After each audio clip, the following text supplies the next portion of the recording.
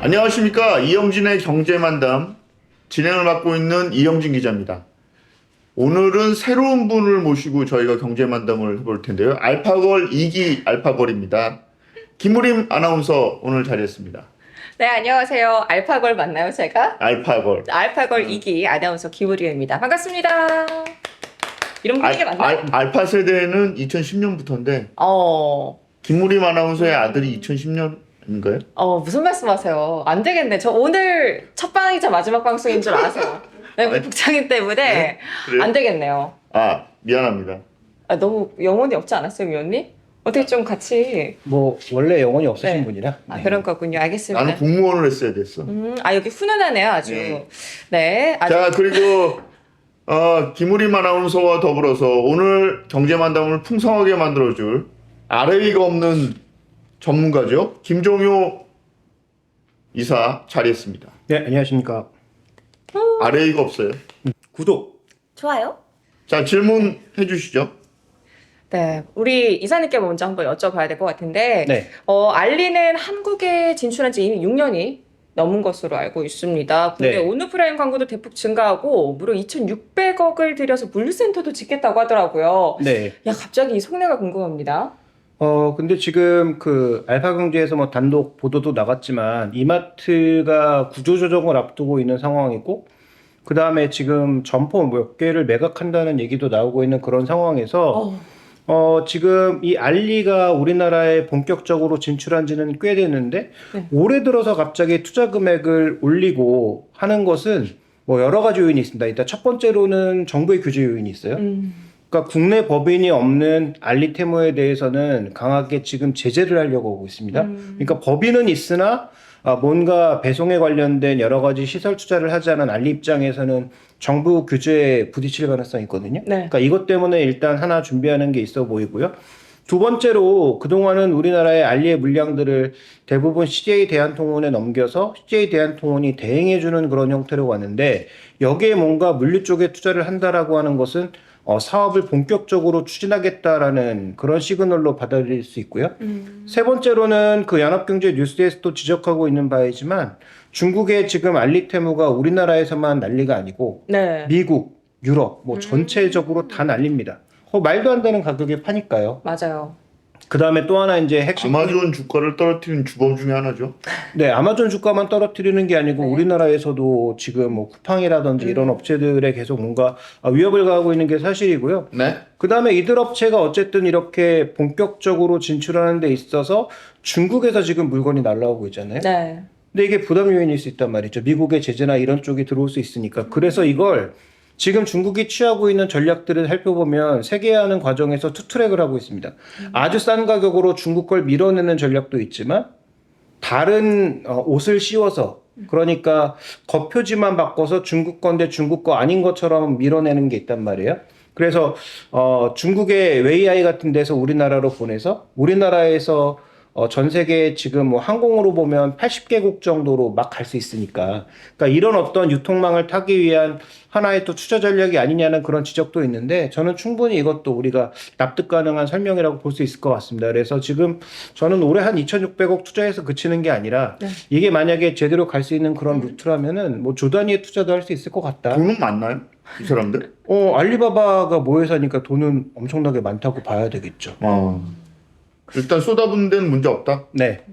그러면 이게 앞서서 좀 그런 얘기를 하셨는데, 세계 각국에서 자국 사업자를 보호하려고 움직이는 움직임도 있을 것 같은데요. 네, 일단 각 국가별로 미국이 지금 중국을 누르는 건 이쪽만이 아니잖아요. SNS, 틱톡 같은 경우에도 대놓고 팔아라.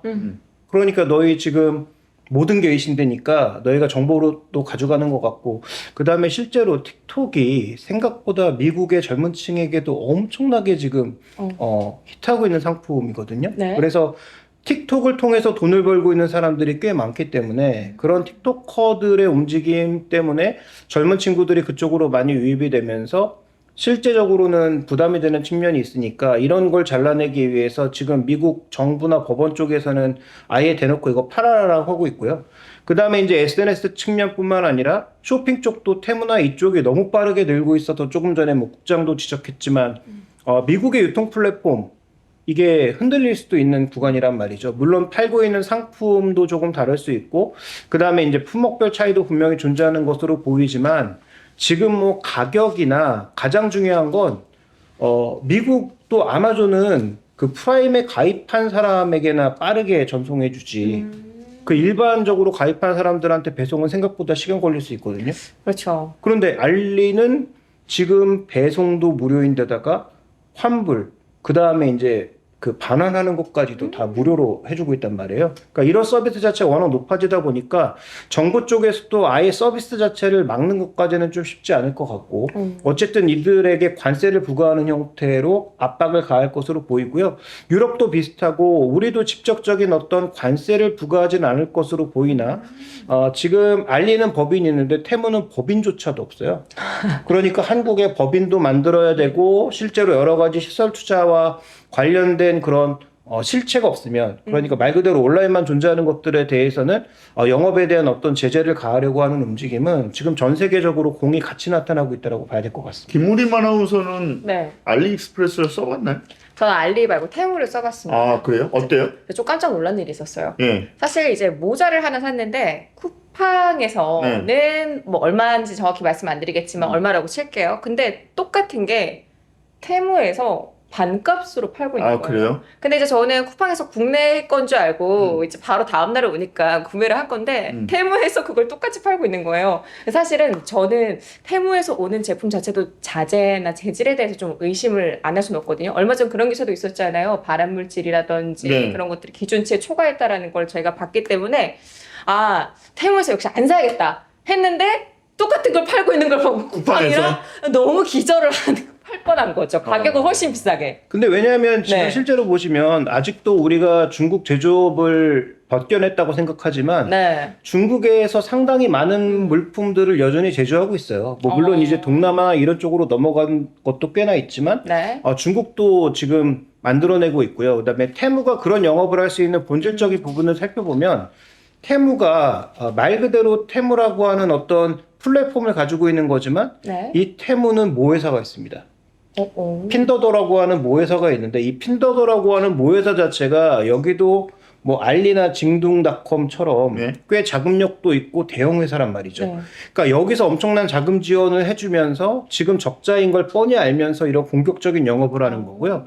그 다음에 아까 이제 말씀드렸던 국내 물류 투자나 이런 것들을 하게 되면 뭐도 할 수 있느냐면 최근에 알리익스프레스에서 진행하고 있는 그 1,000원 단위의 그 네. 지금 쿠폰 매일 뭐 몇 억짜리 쿠폰을 막 뿌려주거든요. 근데 이거에서 지금 1,000원짜리 상품을 예를 들어서 우리나라에서 한 10,000원 단위로 팔고 있는 딸기를 1,000원에 사갈 수 있는 그런 프로모션이 막 벌어지고 있는데 이거 뭐 1분도 안 돼서 다 마감돼요. 몇 초 만에 다 마감되고 지금 뭐 난리예요. 그러니까 이런 게 가능한 것은 소위 중국의 모회사가 이 회사들이 이런 프로모션을 할 수 있게끔 뒤에서 엄청나게 자금 지원을 해주고 있고 결국 장악력을 가져가기 위해서 몇 년간의 손실은 옛날에 아마존처럼 우리가 안고 가겠다라는 그런 전략을 쓰고 있는 거거든요. 두 번째로는 핀더더 같은 회사가 또 어떤 식으로 물건 가격을 낮추느냐. 지금 중국의 재고가 엄청나게 쌓여있잖아요. 네. 그러니까 이 재고를 해소하기 위해서 어떤 방식을 쓰냐 하면 업체들을 모으는 거죠. 그래서 너희들 재고 이만큼 쌓여있으니까 내가 이거 재고 처리해 줄 테니까 나한테 싸게 팔아. 강요하는 거예요. 그래서 정말 싼 가격에 떼다가 이거를 대규모로 그냥 뿌려버리는 형태인 거죠. 그 다음에 이제 이렇게 국내 신선식품이나 국내 동일한 상품까지 가져가게 되면은 아마 이제 자국의 플랫폼들이 영향력을 잃어버릴 수 있어서 이것은 뭐 우리나라뿐만 아니라 전 세계적으로도 좀 대비해야 될 그런 이슈가 아닌가 이렇게 보여집니다. 저 얘기 듣다가 궁금한 게 우리나라가 물류 전초기지로 이점이 있어요.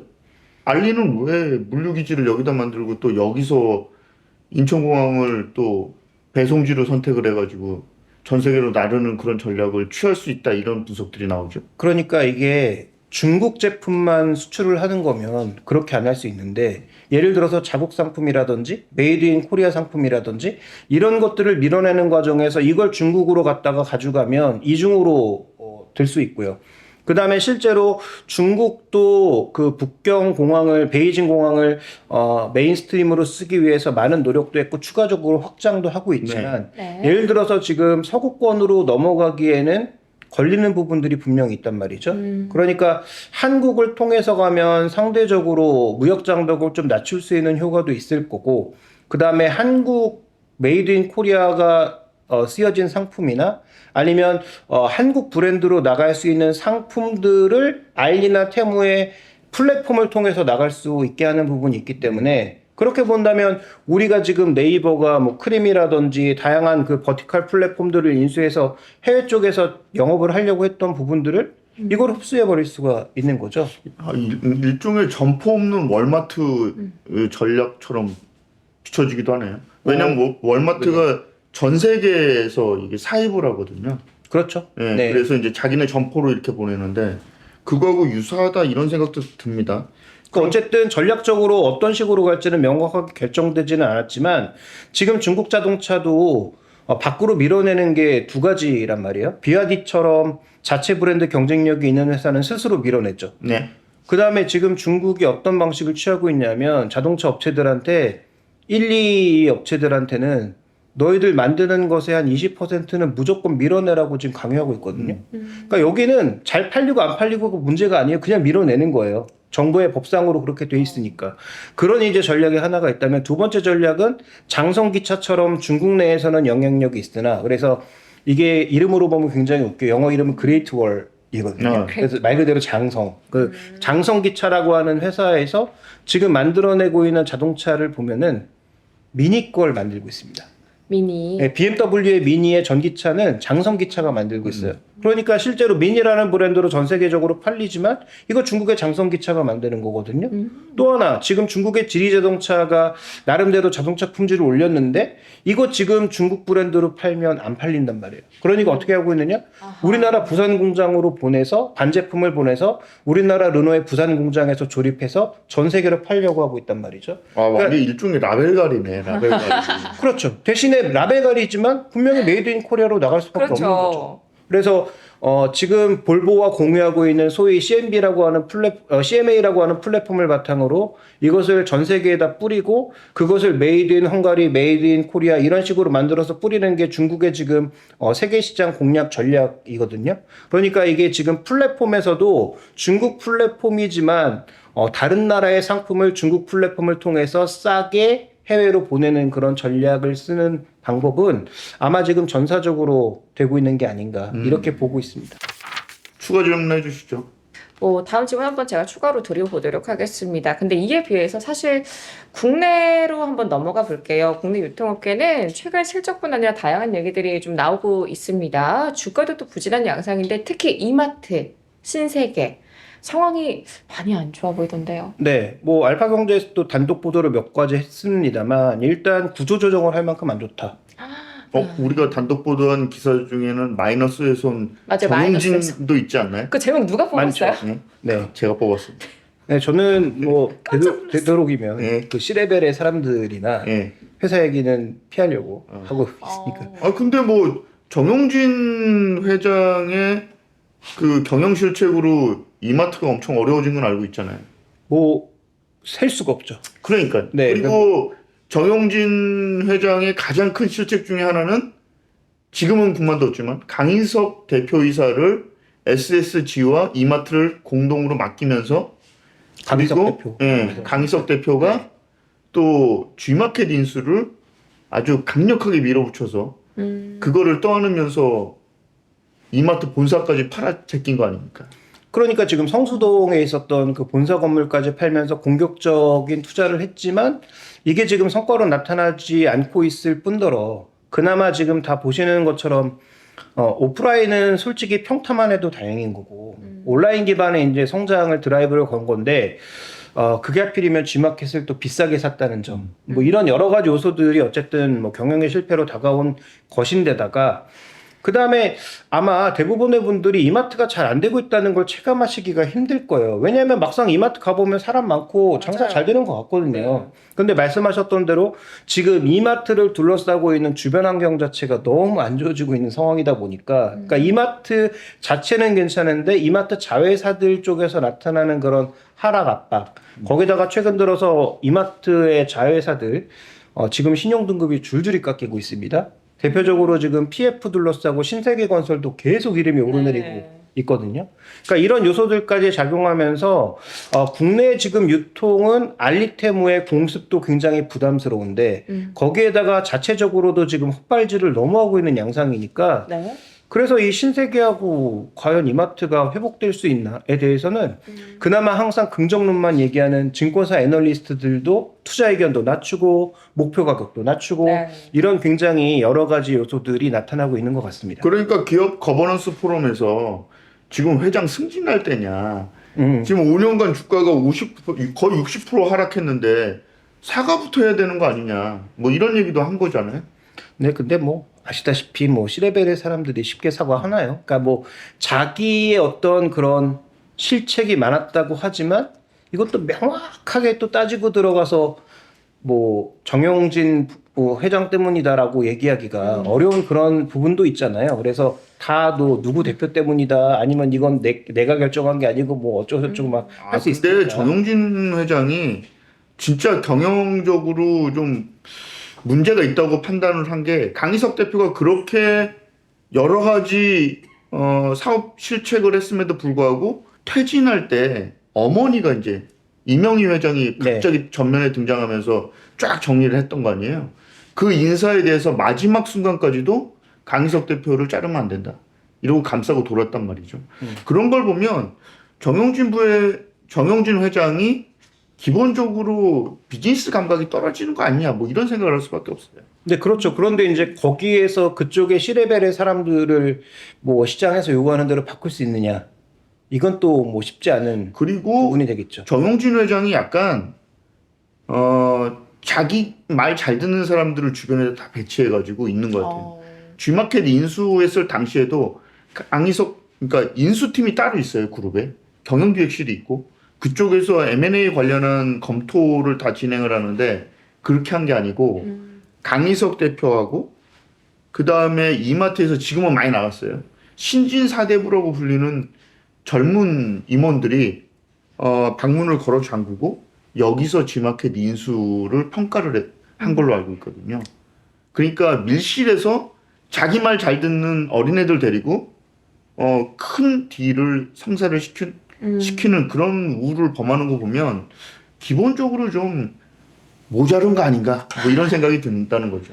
왜 웃으세요? 여기 좀 세네요. 네? 왜요? 네, 분위기 지금 사실 적응을 못해서 그냥 충원여기를 좀 받아들이지 못하는 사람이다. 약간 그런 식으로만 얘기하면 모자르다니까요. 그냥 우리나라에서도 이쪽으로 오세요. 그러니까 이쪽에 있다가는 뭐 이제 보니까 제목 뭐 헤드라인 뽑는 것도 그렇고 조금 무서워가지고 가까이 하다가는 앞으로 재밥줄도 조금 힘들어요. 아니 왜냐면 지금 보면 지금 3세대, 4세대잖아요. 정영진 회장이 삼성과 4세대잖아요. 3세대인가?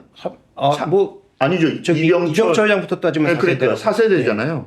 이재용 회장도 사실은 뭐 밑에 있는 사람들을 잘못 써가지고 그런 거긴 하지만 굉장히 반도체가 어려워졌었잖아요. 그런데 이제 삼성은 하반기가 되면 이제 넘어간단 말이죠. 그 위기를. 근데 이마트는 그거를 넘어갈 그 구멍이 전혀 안 보인다는 거죠.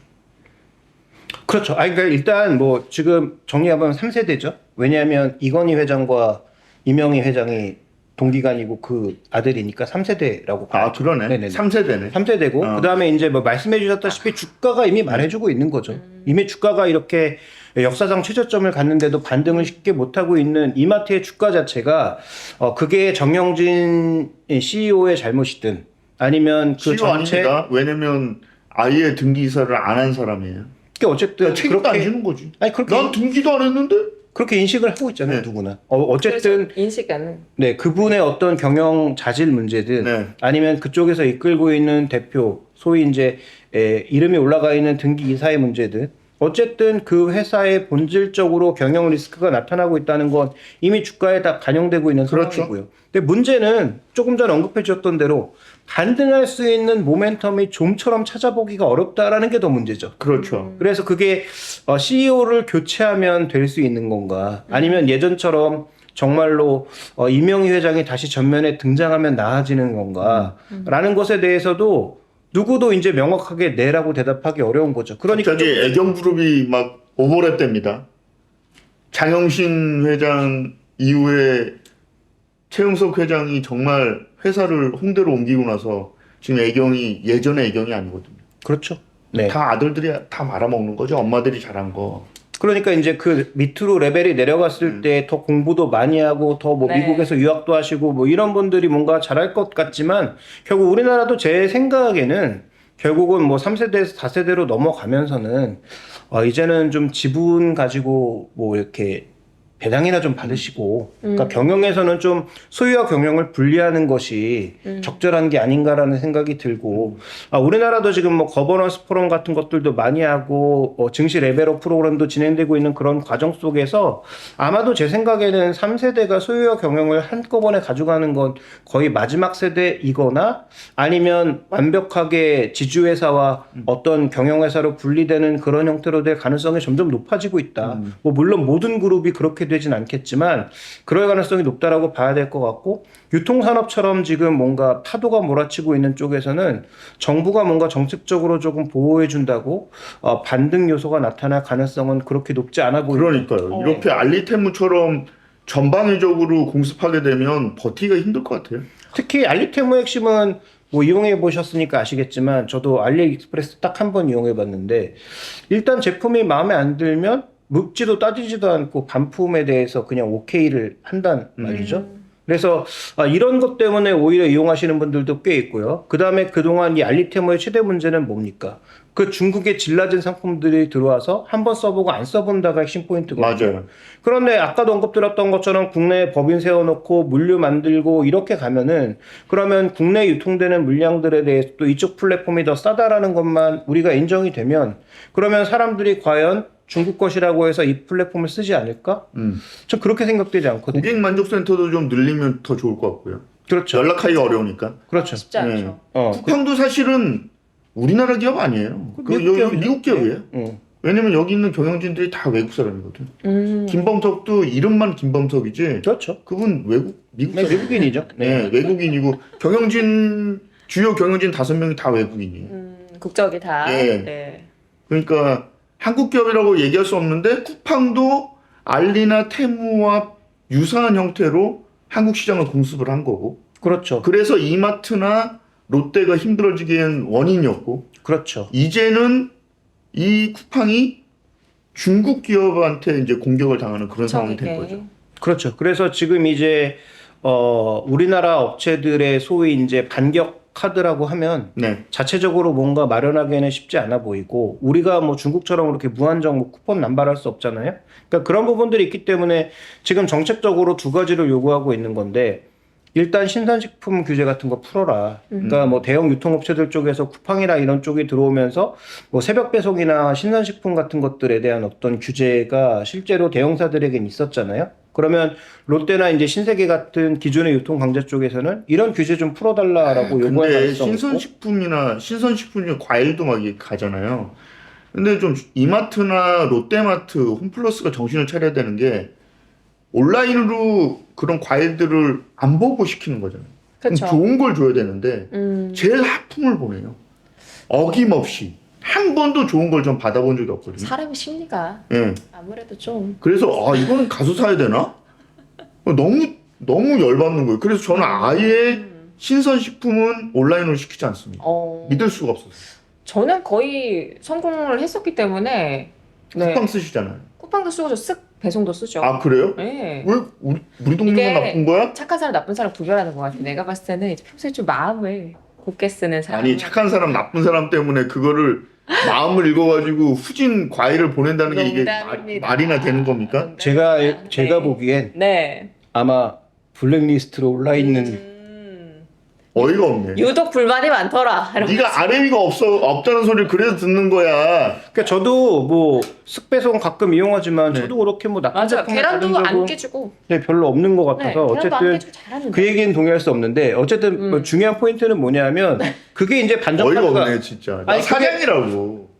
근데 사장은 있구나. 어. 김 사장. 아이고 어디. 아니 근데 어쨌든 중요한 건 그거를 만약에 정부가 풀어주면 그게 반전 카드가 되냐는 거죠. 그걸 풀어줘도 과연 반전 카드가 될 수 왜냐하면 아까 말씀드렸다시피 알리익스프레스에서 이미 1,000원에 막 딸기 같은 거 뭐 한우 같은 거 막 풀고 있다니까요. 아, 그러면 걔네가 그걸 1,000원에 사서 1,000원에 푸는 게 아니잖아요. 비싼 가격에 사와서 엄청나게 쿠폰 얹어서 1,000원에 풀고 있는 거잖아요. 그러니까 과연 우리나라가 새벽 배송, 신선 배송 하면은 그런 서비스를 과감하게 할 수 있나? 라는 부분이고요. 그다음에 두 번째, 네. 저는 좋은 것도 있다고 생각해요. 그동안 우리가 과일이나 채소를 샀을 때 갑자기 가격이 천정부지로 올라가는 현상을 많이 겪었잖아요. 네네. 정용진 회장이 잘했던 거 하나는 산지에서 그냥 사와가지고 그렇죠. 직접 팔아서 싸게 공급하는 그런 것들을 되게 많이 했잖아요. 네, 그런 요소는 분명히 있고요. 근데 그래서 지금 중간 도매상들이 막 다 망하고 있다면서요. 그러니까 왜냐하면 우리나라가 그 중간 도매상 때문에도 가격이 높은 부분이 분명히 있었죠. 근데 신세계나 뭐 홈플러스나 이런 쪽에서 그렇게 직배송을 하고 있음에도 불구하고 우리보다 물가가 훨씬 높은 외국에 비해서 여전히 그래도 가격이 높은 건 사실이죠. 네. 어쨌든 그거는 윤석열 때문이 아닌가? 사과가 하나에 5,000원, 10,000원 하는 거? 뭐 여기 괜찮은데 맞죠? 네, 네, 그건 저도 저 잘 오늘 모르겠어요. 착박하고 다음부터 못 나오랬을 것 같아요. 저희 아니, 알파고. 보면서 방송에 알파걸 2기가 왜 그러세요? 저는 오해하지 마세요, 여러분. 저는 항상 중립적이며 아니, 그러니까 중립이고 뭐고를 떠나서 우리 명확하지 않은 사실에 대해서는 동의할 수 없어요. 아니 우리 네. 국회의원은 국민의힘 후보 찍을 거야 나는. 네, 의견 잘 들었고요. 자, 어쨌든 중요한 것은 네. 그래서 그 아까 말씀드렸던 신선식품 뭐 배송 이런 걸 풀어주면 과연 반등할 수 있느냐? 좀 불확실하고 그 다음에 또 맞아요. 하나는 그 지금 그 의무휴일 문제. 네. 네. 의무휴업. 네, 의무휴일이 지금 어쨌든 다 대부분 이 주에 한 번씩 주말에 네, 주말에. 일요일. 네, 주말에 토요일이나 있지. 일요일. 격주로 주말 일요일에 한 번씩. 그거 푼다 그랬는데 이거 진짜 안 푸는 것 같아. 농협은 가능하고 지금 그러니까 이마트, 홈플러스 이런 대형 마트들만. 근데 이마트도 저희 동네 남양주에 있는 이마트는 수요일 날 쉽니다. 네, 거기는 수요일 날 푼 쉬는 거예요. 데들이 몇 군데가 있어요. 지자체가 땡땡 풀어준 맞네. 거예요. 네, 그러니까 네. 그런 데가 몇 군데가 분명히 존재하고 있기 때문에 그런 요소들을 생각해 보면 일단 그런 요소들이 나타났을 때는 안 하는 것보단 낫겠죠. 그런데 과연 지금 알리테모의 공습을 벗어날 수 있을 만한 그런 여지가 있느냐는 여전히 조금 치열한 경쟁을 통해서 살아남는지를 확인받아야 되는 상황입니다. 국회의원들이 막대가리라서 그렇습니다. 이분은 의견 잠시 배제해도 될 것 같고, 그냥 저도 죽으니까. 네. 지역 표를 얻기 위해서 그걸 네. 안 풀어주는 거예요.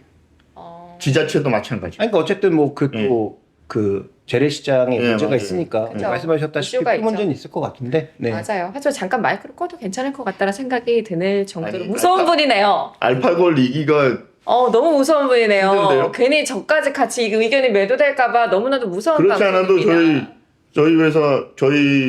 저희 회사는 벌써 쿠팡으로부터 10장의 내용 증명을 받았습니다.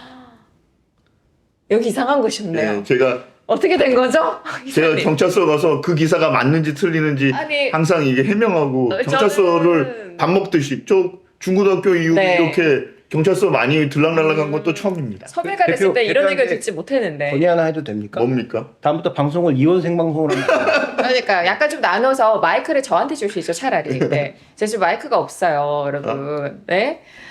아무튼 저도 주부니까. 그러니까 저의 의견을 말씀드리자면 저도 사실 테무, 알리익스프레스 마찬가지로 알리익스프레스는 다른 친구들이 쓰는 걸 봤는데 결과물이 왔을 때 신선식품뿐만 아니라 저는 품질이 좋은 걸 사실 본 적이 없어요. 예를 들어서 곰돌이 티셔츠를 시켰는데 눈매가 사나워. 진짜 이렇게 생각했는데 갑자기 이런 애가 왔어요. 정말 그림하고 다른 경우가 많단 말이에요. 그리고 그 퀄리티를 너무 보장할 수가 없기 때문에 오히려 사실 뭐 이마트라든지 뭐 이런 데는 가면은 정확하게 품질을 제대로 확인할 수 있고 웬만하면 우리가 믿고 살 수 있는 저는 품질을 받아놓잖아요. 네이버 쇼핑을 씁니다. 네이버 쇼핑도 마찬가지고 어쨌든 실물과 유사한 경우가 많은데 네. 보통 이제 테무도 그렇고 알리익스프레스도 그렇고 좀 아쉽더라고요.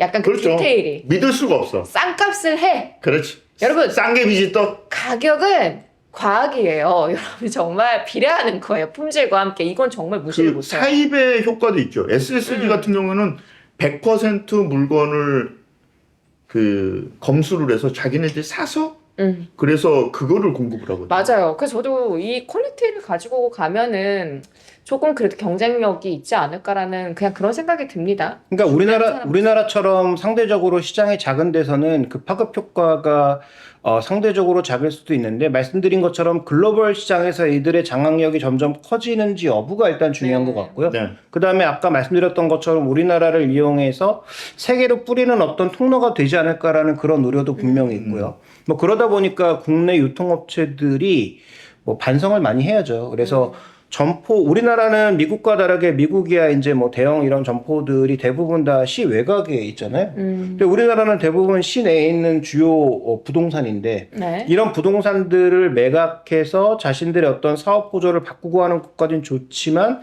그런 것들을 매각하고 나서 과연 이들이 긍정적인 어떤 사업 시너지를 낼 수 있을까가 계속 고민스러운 거예요. 그러니까 저는 알리테모의 공습 자체가 부담이라기보다는 네. 우리나라 업체들이 잘하고 있는 부분도 있지만 여전히 못하고 있는 부분도 너무 많아서 뭐 이런 것들에 대한 해결 문제가 있고 그 다음에 이제 신세계 건설 문제를 과연 이마트가 어떻게 해결해 나갈 거냐도 문제고요.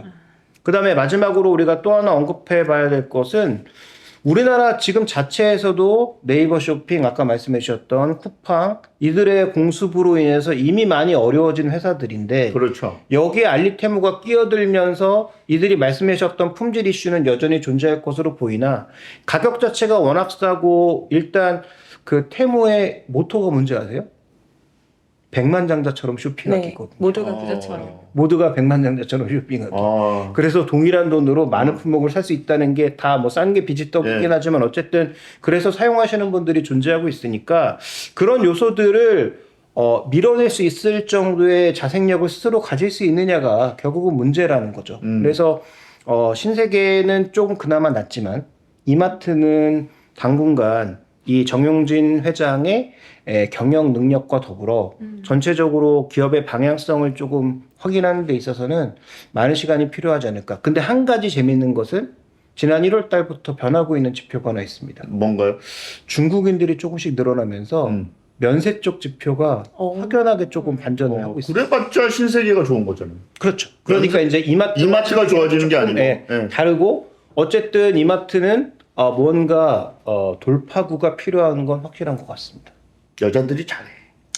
아니 어쨌든 이마트가 그래도 매출 작년에도 너무나도 최고점을 찍었지만 네. 결국에는 신세계 건설 때문에 네. 타격을 받은 것처럼 아까 말씀하신 뭐 면세 쪽으로 조금 상승을 하면 같이 또 좋은 효과 볼 수 있지 않을까요? 그래서 이제 지금 잘 봐야 되는 게 지금 의외로 주가가 굉장히 빠르게 올라가고 있는 게 네. LG생활건강이에요. 아니요 그래요. 그러니까 작년에 완전히 박살이 났다가 차병석의 매직이 끝나서 더 이상 LG생고는 볼 것이 없다. 네. 이게 근데 증권가의 얘기였잖아요. 메모야.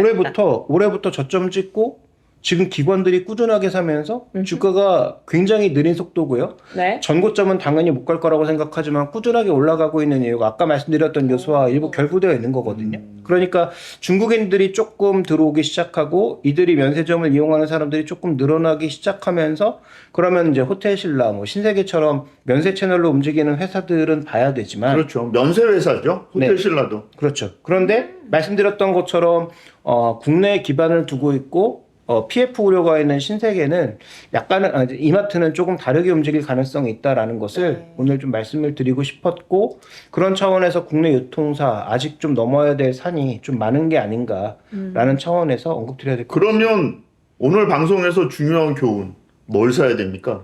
근데 일단 핵심 포인트는 면세는 회복되고 있는 건 확실하다. 그러면 면세 관련돼서 움직일 수 있는 종목군들을 보자가 오늘 말씀드리고 싶은 부분이고요. 두 번째, 알리테모의 공습이 있지만 그게 우리나라 유통산업의 전체 근간을 흔들지는 조금 불분명하고요. 그 다음에 중국 업체들 입장에서도 우리 시장을 먹으러 들어오진 않았을 거예요. 그러니까 우리 시장에 투자를 늘리는 건 결국 글로벌로 가기 위한 일종의 전초기지 역할을 할 가능성이 높다라는 쪽에 좀 더 포커싱을 할 필요가 있겠고 그러면 이걸 역으로 뒤집어서 생각해 봤을 때 이들의 글로벌 진출 전략이 실패한다면 우리가 그렇게 뭐 크게 우려할 만한 이유도 없는 거죠. 그래서 뭐 이런 요소들을 한번 살펴볼 필요가 있겠고 이마트는 일단 선거 끝나고 나서 4월에서 5월 달에 PF 관련 문제를 어떻게 소화해 나가는지 정도를 확인해 볼 필요가 있을 것 같습니다. 용진영이 고등학교 시절에 굉장히 그 재벌가의 자녀답지 않게 친구들을 거느리고 막 다니고 그다음에 담치기에서 이렇게 친구들이랑 밖에 나가서 떡볶이 사 먹고 오고 막 이랬었다는데 그런 친구예요. 기계를 좀 두 분이 친구신 거지? 아니죠? 아니 그 형이 더 나이가 더 많죠. 아는 아. 친한 사이예요? 누구요? 네, 용진이요? 용진이 형님. 저는 말씀드리지만 네. 다 형이에요. 아, 그런 거죠. 네, 오해할 뻔했습니다. 예, 그러니까 네, 뭐. 좀 그때 기계를 살려가지고 네. 이마트를 좀 잘 뿌려나갔으면 좋겠다 이런 생각이 듭니다. 네. 어쨌든 뭐 이마트 자체의 매출 증가는 나타나고 있는 것으로 봐서 또 각 점포당 실제로 손님들의 뭐 방문이나 주말에 가보시면 정말 사람 많거든요. 맞아요. 미어 터지죠. 그러니까 이마트 자체가 흔들린다라고 보기는 어려워요. 대신에 그 스타필드도 뭐 아시잖아요. 수원에 열었는데 사고 나는 줄 알았어요 거기. 그러니까 거기는 뭐 제 생각에도 조금 특이할 정도로 그 주변에 그런 시설이 없었기 때문에 이제 사람들이 정말 많더라고요. 물론 그것도 개점 효과가 있기 때문에 좀 빠지면 빠질 수 있겠지만 광주 이런 데 생기면 어마어마할 것 같아요. 그러니까요. 네. 그래서 그런 측면에서 부동산 장사는 여전히 잘하고 있으나 네. 중요한 건 말씀드렸던 것처럼 의미 있는 주가가 탄력적으로 가기 위해서는 우려들을 조금 벗겨내는 것 정도가 아니고 새로운 성장 모델이 진짜로 마련되어야 갈 수 있다라는 측면에서 조금은 기다려보자라는 측면의 얘기를 그럼 드리고 뭘 싶습니다. 사야 된다고요? 아까 얘기했잖아요. 아까 면세와 면세에 관련해서 민감한 건. 호텔 신라. 네. 또 뭐죠? LG생활건강. LG생활건? 그다음에 신세계가 그나마 낫다. 이마트 신세계. 신세계가 역시 메모. 알겠습니다. 저희는 이렇게 얘기하고 나면 금감원이 조사를 하더라고요. 왜 깜짝 놀라세요? 그리고 왜 안 알려줬어요, 대표님? 글로벌 텍스. 와, 여러분 저 이영진의 경제만담 오늘 알파걸 2기 김무림 아나운서와 재밌게 진행해봤습니다. 다음 시간에 다시 뵙겠습니다. 감사합니다. 네, 다음 시간에 다시 뵐 수 있는 거죠, 저? 네. 다음 시간에 뵐 수 있는 거 맞습니까? 저 선량한 시민이에요. 13년 동안 아무 문제 없이 방송을 해왔던 사람이라고요. 깜짝 놀랐어? 아, 이런 분위기구나. 아하. 저희 경제만담 구독, 좋아요. 알림 설정 꼭 해주십시오. 열심히 하겠습니다. 파이팅!